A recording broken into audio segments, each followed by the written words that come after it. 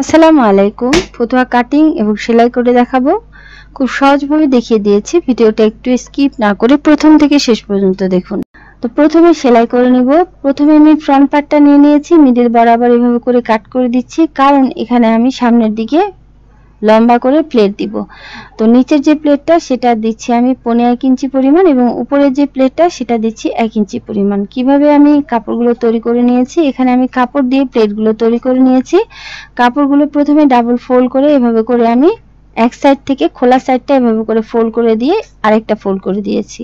ঠিক তেমনি ভাবে এই কাপড়টাও এখানে আমি 1 ইঞ্চি কাপড় রেডি করার পর নিয়ে নিয়েছি। এখানে আমাদের টোটাল হচ্ছে 2.5 ইঞ্চি পরিমাণ কাপড় এক সাইড থেকে মানে খোলা সাইড থেকে এভাবে করে ফোল্ড করে দিয়ে আরেকটা ফোল্ড করে দিয়েছি।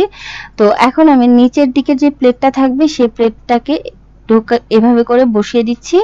তো আমাদের মেইন পার্টের কাপড়টা 1/2 ইঞ্চি মতো ধরে নিচ্ছি, ধরে নিয়ে এভাবে করে ভিতরের দিকে ঢুকিয়ে দিয়ে এখানে আমি সেলাই করে নিচ্ছি। তো একটা প্লেট যেভাবে করে সেলাই করে নিয়েছি, অপোজিট প্লেটটা ওই একইভাবে এখানে আমাদের সেলাই করে নিতে হবে। তো অপোজিট প্লেটটা এভাবে করে নিয়ে নিচ্ছি। এখানে আমি 1/2 ইঞ্চির মতো কাপড় ভিতরের দিকে ঢুকিয়ে দিয়ে এভাবে করে ফোল্ড করে দিচ্ছি এবং এখানে আমি সেলাই করে দিচ্ছি। উপর থেকে নিচ পর্যন্ত এভাবে করে সমান করে ধরে নিতে হবে এবং ধরে নিয়ে এখানে আমাদের সেলাই করে দিতে হবে। সো এভাবে করে আমি সেলাই করে নিয়েছি দুটা প্লেট সেলাই করার পর এখানে আমাদের উপরের প্লেটটা এভাবে করে নিচের প্লেটের উপর বসিয়ে দিতে হবে। তো প্লেটটা তৈরি করা কমপ্লিট, মানে বাটন প্লেটটা তৈরি করা কমপ্লিট। এখন এখানে আমি ব্যাক পার্টটা এভাবে করে বসিয়ে দিচ্ছি। ভিতরের দিকে সোজা সাইডটা, উপরের দিকে উল্টা সাইডটা রেখে এখানে আমাদের শোল্ডারগুলো সেলাই করে নিতে হবে। তো ডাবল সেলাই করে দিতে ভুলবেন না। এখানে একটা শোল্ডার যেভাবে করে সেলাই করে নিয়েছি, অপোজিট যে শোল্ডারটা সেই শোল্ডারটাও এই একইভাবে সমান করে ধরে নিব এবং এখানে আমি ডাবল সেলাই করে নিব। তো এখানে আমি একটা সেলাই করে দেখিয়েছি, আপনারা ডাবল সেলাই করে নেবেন। তো এভাবে করে এখন শোল্ডারটা অ্যাটাচ করার পর এখানে আমি গলাটা তৈরি করে নিব। গলাটাতে পাইপিং দিব। পাইপিংয়ের কাপড়টা 1 ইঞ্চি 2 পয়েন্ট পরিমাণ এভাবে করে আমাদের আড়াআড়ি করে কেটে নিতে হবে। তো এভাবে করে কেটে নিচ্ছি। কেটে নেওয়ার পর এখানে যত খুশি তত পাইপিংয়ের কাপড় কেটে নেবেন। এখানে আমি পাইপিংয়ের কাপড়গুলো ভি শেপ করে ভিতরের দিকে সোজা সাইডটা, উপরের দিকে উল্টা সাইডটা রেখে এখানে আমাদের সেলাই করে দিতে হবে। তো ডাবল সেলাই করে দিচ্ছি এবং করে দিয়ে এক্সট্রা অংশগুলো কাট করে নিচ্ছি। কাট করে নিয়ে খুব সহজভাবে পাইপিংগুলো অ্যাটাচ হয়ে যাবে। তো এখন আমাদের এখানে আমি পাইপিংয়ের কাপড়টাকে উল্টা সাইডে রেখেছি, মেন পার্ট কাপড়টাকে উল্টা সাইডে রেখে পাইপিংয়ের কাপড়টাকে এভাবে করে আমি ফোল্ড করে দিয়েছি।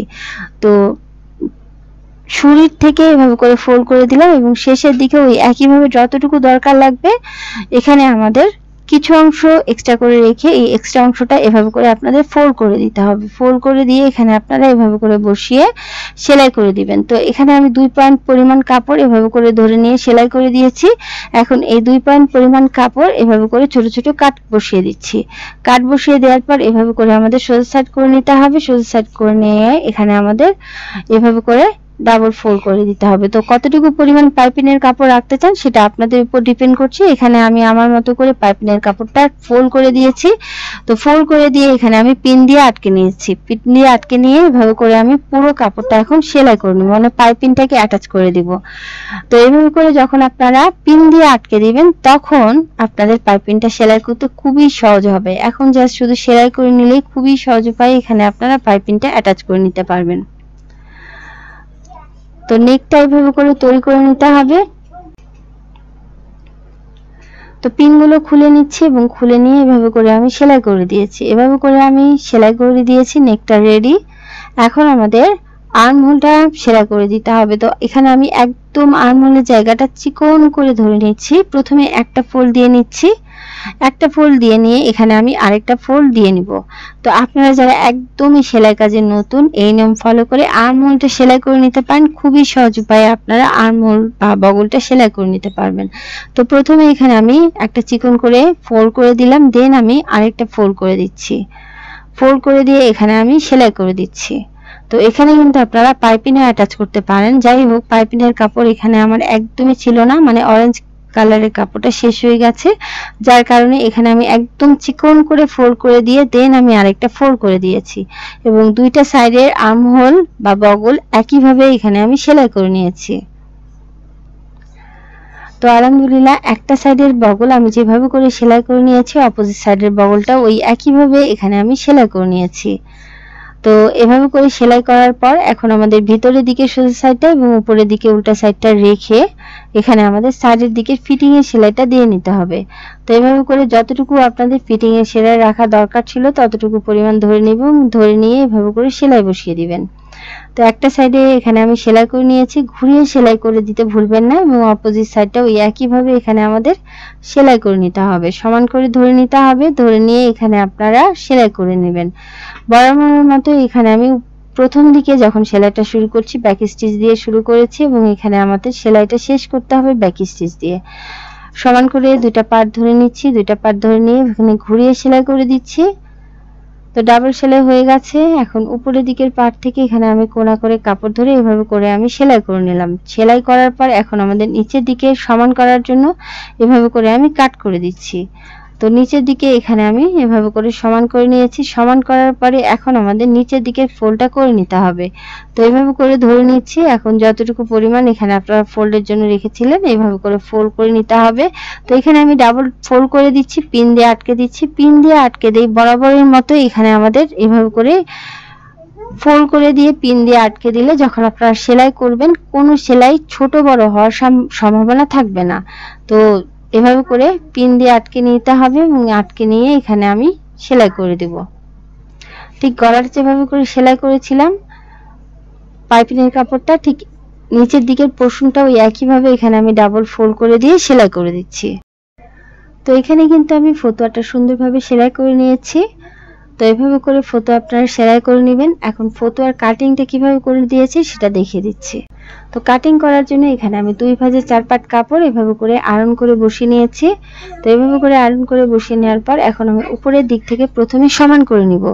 তো কোনো কাপড় যদি অসমান থাকে সেক্ষেত্রে এখানে আপনারা প্রথমে সমান করে নেবেন। এখানে আমাদের 2টা ভাঁজ এবং এখানে আমাদের 4টা পাট কাপড়। তো প্রথমে উপরের দিক থেকে এখানে আমি সমান করে কাপড় ধরে নিচ্ছি, যেহেতু উপরের দিকে আঁকা বাঁকা পোর্শন কাট করে দিচ্ছি। তো এখানে আমি কাট করার পর এখানে আমি আপনাদের বোঝার সুবিধার্থে মার্জিন করে দিচ্ছি। এখানে মার্জিন করে দিলে সবচেয়ে সহজ হবে আপনাদের মেজারমেন্ট গুলো করা। এখন আমি এখানে লম্বা দিচ্ছি 15 ইঞ্চি পরিমাণ এবং এখানে আমি নিচের দিকে 1 ইঞ্চি 2 পয়েন্ট পরিমাণ লোয়ার ফোল্ডিং এর জন্য ধরে নিচ্ছি। তো এইভাবে করে ধরে নেওয়ার পর এখানে আমি লাইন করে দিব। তো দুটো লাইন পেয়ে গেছে এবং নিচের দিকের পোর্শনগুলো এখানে আমি আঁকাবাঁকা পোর্শনটা কাট করে নিলাম। তো কাট করার পর এখন আমি উপরের দিকে লাইনটা মেনশন করে দিচ্ছি যাতে করে আপনাদের বুঝতে অসুবিধা হয়। তো এইভাবে করে লাইন করে দিয়েছি। লাইন করার পরে এখন আমি গলার সাইডে নিব 2.5 ইঞ্চি পরিমাণ, 1.75 ইঞ্চি বা 2.5 ইঞ্চি পরিমাণ। তো এইভাবে করে মার্কিং করার পর এখন আমি ব্যাক পার্টের যে গলাটা সেটা দিচ্ছি 1 ইঞ্চি পরিমাণ এবং ফ্রন্ট পার্টের গলাটা এটা দিচ্ছি হচ্ছে 3 ইঞ্চি পরিমাণ। তো এভাবে করে মার্কিং করার পরে এখানে আমাদের বক্স বানিয়ে নিতে হবে। তো এখানে বক্স বানিয়ে নিচ্ছি। শোল্ডার দিয়ে দিব 5.5 ইঞ্চি পরিমাণ, ডাউন করে দিব 1/2 ইঞ্চি পরিমাণ। তো 1/2 ইঞ্চি পরিমাণে মার্কিং করে দিচ্ছি এবং এখানে থেকে মানে 1/2 ইঞ্চি নিচ থেকে এখানে আমি আর্মহোল নিয়ে নিব। শোল্ডার নিয়ে নিয়েছিলাম 5 ইঞ্চি পরিমাণ, তার সাথে 1/2 ইঞ্চি অ্যাড করে এখানে আমি 5.5 ইঞ্চি নিয়ে নিয়েছি। তো এভাবে করে আমাদের লাইনটা মিলিয়ে দিতে হবে। এখানে যে লাইনটা পাচ্ছি এটা আমাদের চেস্ট লাইন বা বুকের মাপ। এখন বুকের মাপ এখানে আপনারা যে কোনো সাইজের জন্য কিভাবে তৈরি করবেন সেটা হচ্ছে বুকের মাপ যত মানে আর্মহোল থেকে এখানে আপনারা মানে হাতের নিচ থেকে এখানে আপনারা চেস্টের মাপ নিয়ে নেবেন আপনাদের বাচ্চাদের। এখানে আমি যার জন্য তৈরি করছি তার হচ্ছে 20 ইঞ্চি, তার সাথে এখানে আমি 4 ইঞ্চি লুজ দিয়ে মোট 24 ইঞ্চিকে 4 দিয়ে ভাগ করে দিয়েছি, 6 ইঞ্চি পেয়েছি এবং 1 ইঞ্চি মার্জিন নিয়েছি। এখন এখানে যতটুকু পরিমাণ এখানে আমি নিচের দিকে নেব 8 ইঞ্চি 2 পয়েন্ট পরিমাণ। তার মানে এখানে আমি বুকের মাপ যত সেলাই মার্জিন সহ এখানে আমি নিচের দিকের ঘের আর একটু বেশি নিয়ে নিয়েছি। এখন বুকের মাপ এবং নিচের দিকের ঘের মাঝামাঝি এখানে পেটের মাপ নিয়ে নিয়েছি। এভাবে করে মার্কিং করে দিয়ে পেটের মাপ দিচ্ছে হচ্ছে 7.5 ইঞ্চি এবং মার্জিন ধরে নিয়েছি। এখানে আমি একটা ব্যাগি স্টাইলের একটা ফতুয়া তৈরি করে নিব। তো এভাবে করে আমাদের লাইনগুলো মিলিয়ে দিতে হবে। এখন আমি এখানে আর্মহোলের জন্য 1.5 ইঞ্চিতে মার্কিং করে দিয়েছি। 1.5 ইঞ্চিতে মার্কিং করে দেওয়ার পরে এখানে আমি এভাবে করে শেপ করে দিচ্ছি। এখন ভিতরের দিক থেকে এখানে আপনারা 1/2 ইঞ্চিতে মার্কিং করে দিবেন যাতে করে তালপাটটা কাট করে নিতে পারেন। তো গলার রাউন্ড শেপ করে দিচ্ছি এবং এখানে আমি ডাউনটা করে দিলাম। এখন এভাবে করে এই দাগ অনুযায়ী কাট করে নিতে হবে এবং দাগ অনুযায়ী কাট করে নিলে খুবই সহজ উপায়ে এখানে আপনাদের এই ফতুয়াটা কাটিং হয়ে যাবে। তো ব্যাক গলাটা কাট করে নিচ্ছি। তো এইভাবে করে ফ্রন্ট গলাটাও কাট করে নিচ্ছি এবং এখানে আমাদের তালপাটটাও কাট করে নিতে হবে। তো উপরের সাইডে মানে উপরে যে দুইটা পার্ট সেই দুইটা পার্ট ধরে নিয়ে এখানে আমি ফ্রন্ট গলাটা এবং এখানে আমি তালপাট কাটিং করে নিয়েছি। তো এইভাবে করে কাটিং করে নিয়েছি এবং এই কাপড়টা দিয়ে এখানে আমি পাইপিং দিব। তো এখানে আমি ফতুয়াটা তৈরি করে নিয়েছি এবং এর সাথে একটা প্যান্টও তৈরি করে নিয়েছি। প্যান্টের ভিডিওটা অলরেডি আমি দিয়ে দিয়েছি।